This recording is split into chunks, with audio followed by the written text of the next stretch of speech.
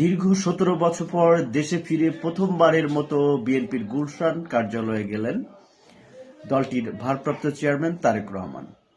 আজ রোববার দুপুরে তিনি গুলশান বিএনপি চেয়ারপারসনের কার্যালয়ে যান। এর আগে বিএনপির মিডিয়া সেল থেকে এই কর্মসূচি জানানো হয়।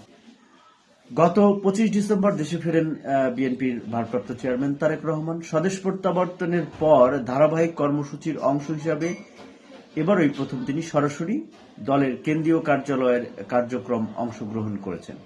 এদিকে রোববার সকালে বিএনপির মিডিয়া সেল থেকে নিশ্চিত করা হয়েছে, বিএনপির ভারপ্রাপ্ত চেয়ারম্যান তারেক রহমান ঢাকা ৭ সংসদীয় আসন থেকে ত্রয়োদশ জাতীয় সংসদ নির্বাচন করবেন।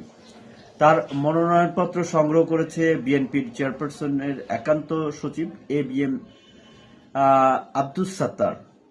রোববার বেলা ১১টায় ঢাকা বিভাগীয় কমিশনার শরীফ উদ্দিন আহমেদ চৌধুরীর অফিস থেকে এই মনোনয়নপত্র সংগ্রহ করেন তিনি।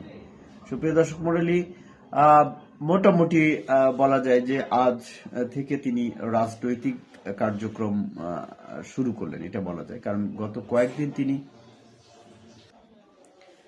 দেশে ফেরার পর তিনি মূলত তার কিছু পূর্ব নির্ধারিত কার্যক্রম করলেও আনুষ্ঠানিকভাবে বলা চলে যে সে আজকে দলীয় অফিসে যাওয়ার মাধ্যমে তিনি রাজনৈতিক কার্যক্রমে শুরু করলেন, অর্থাৎ নির্বাচনী প্রচারণা বা নির্বাচনী কার্যক্রম শুরু হলো বলে মনে করা হচ্ছে।